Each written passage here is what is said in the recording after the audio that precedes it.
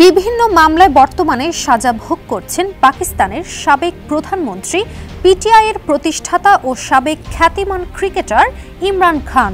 সম্প্রতি পাকিস্তানের আদিয়ালা জেল থেকে কাতার ভিত্তিক গণমাধ্যম আল জাজিরা এবং মার্কিন টিভি MSNBCর প্রাক্তন সাংবাদিক মেহেদী হাসানকে দেয়া এক বিশেষ সাক্ষাৎকারে নিজের বর্তমান অবস্থা, পাকিস্তানের নির্বাচন, গণতন্ত্র সহ তার বর্তমান পরিণতির পেছনে কে দায়ী এসব বিভিন্ন বিষয়ে কথা বলেছেন তিনি।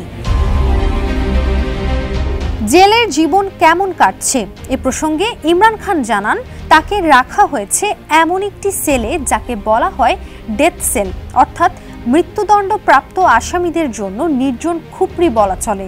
ছোট একটি জায়গা যেখানে রাখা হয় সন্ত্রাসীদের। ক্ষোভ প্রকাশ করে তিনি জানান, কর্তৃপক্ষ তাকে সন্ত্রাসীর আদলেই দেখাতে চায়। একজন বন্দীর যেসব মৌলিক অধিকার থাকার কথা তার কিছুই তাকে দেয়া হয় না।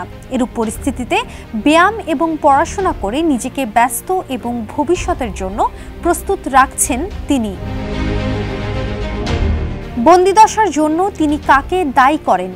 এর প্রতি উত্তরে পাকিস্তানের সাবেক এই প্রেসিডেন্ট জানান, গত 2 বছরে তিনি তার সবগুলো পদক্ষেপ এবং সেগুলোর পরিণতি বিচার বিশ্লেষণ করে প্রায় নিশ্চিত হয়েছেন তার বর্তমান অবস্থার পেছনে একমাত্র হাত জেনারেল বাজওয়ারের। সূক্ষ্মভাবে বাজওয়ার এই পুরো ব্যাপারটা পরিকল্পনা করে বাস্তবে রূপ দিয়েছেন বলে জানান তিনি। এমনকি মিথ্যা এবং বানোয়াট বয়ান তৈরি করে কূটকৌশলের মাধ্যমে তিনি জাতীয় এবং আন্তর্জাতিক 2 ক্ষেত্রেই বিশৃঙ্খলা তৈরি করে নিজের পরিকল্পনা বাস্তবায়নের পথে এগিয়েছেন। নিজের বর্তমান অবস্থার প্রেক্ষাপটে বিশ্ববাসীর কাছে কি বার্তা দিতে চান তা জানতে চাইলে সাবেক এই ক্রিকেটার জানান, তার বার্তা সহজ সরল। ঘটনাটি শুধু ইমরান খানের সাথে করা হয়নি, বরং তা গণতন্ত্র এবং 25 কোটি পাকিস্তানি জনগণের উপর আঘাত হিসেবে এসেছে। নারী পুরুষ শিশুরা নিহত হয়েছে, তাদের ধরে নিয়ে যাওয়া হয়েছে, অত্যাচারও করা হয়েছে। কেউ টু শব্দটি করেনি। মাত্র একটি রাজনৈতিক দলকে সব দিক দিয়ে দোষী সাব্যস্ত করা হয়েছে। এমনকি পাকিস্তানে মাসের পর মাস এক্সের মতো সামাজিক যোগাযোগ মাধ্যম বন্ধ করে রাখা হয়েছে। টিভিতে তার নাম পর্যন্ত উচ্চারণ করতে দেয়া হয়নি। দলের নেতাদের টিভিতে আসতেও দেওয়া হয়নি। ক্ষোভ প্রকাশ করে তিনি জানান, নির্বাচনের মাধ্যমে মানুষের আস্থা অর্জন করে রাজনৈতিক স্থিতিশীলতা নিয়ে আসার কথা থাকলেও এই নির্বাচনে তা হয়নি, বরং ক্ষমতাসীন এবং সাধারণ মানুষের মধ্যে আস্থার ঘাটতি আরও প্রকট হয়েছে। জনশ্রুতি আছে, এমনকি সমর্থকেরাও অনেকেই মনে করেন ইমরান খানের মধ্যে আছে অলৌকিক কোনো ক্ষমতা। দীর্ঘ এই যাত্রার পেছনে ধর্মীয় বা আধ্যাত্মিক কোনো বিশেষ কারণ আছে কিনা জানতে চাইলে তিনি বলেন, একজন পাকিস্তানি এবং একজন মুসলিম হিসেবে তিনি নিজের কর্তব্য পালন করছে। আল্লাহ তাকে অর্থ থেকে শুরু করে জনপ্রিয়তা পর্যন্ত সবকিছুই দিয়েছে। এসব শুধুমাত্র নিজের ব্যক্তিগত স্বার্থে ব্যবহার করাকে অনুচিত বলে মনে করেন তিনি। মানুষ তাকে পছন্দ ও অনুসরণ করেন কারণ তারা জানে তিনি তাদের সাথে মিথ্যাচার করবে না। এছাড়াও পাকিস্তানের বর্তমান সরকার বৈধ কিনা এ বিষয়ে তার মতামত, বর্তমান সরকারের বৈধতার অভাব আছে।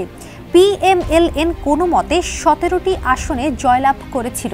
নির্বাচনে তাদের সন্ত্রাস, অত্যাচার এবং জালিয়াতি একদম স্পষ্ট। সাক্ষাৎকারের এক পর্যায়ে তিনি সাংবাদিক মেহেদী হাসানকে অনুরোধ করেন ফর্ম 45 খুঁটিয়ে দেখতে, যেখানে নির্বাচন কারচুপির সব তথ্য রয়েছে। যুক্তরাষ্ট্র এবং ভারতের বিপক্ষে কথা বলায় সৌদি আরব এবং চীনের সঙ্গে সম্পর্ক খারাপ হয়ে গিয়েছিল ইমরান খানের। এমনকি পাকিস্তানের রাজনীতিবিদ এবং সেনাবাহিনীর বিপক্ষেও চলে গিয়েছিলেন ইমরান।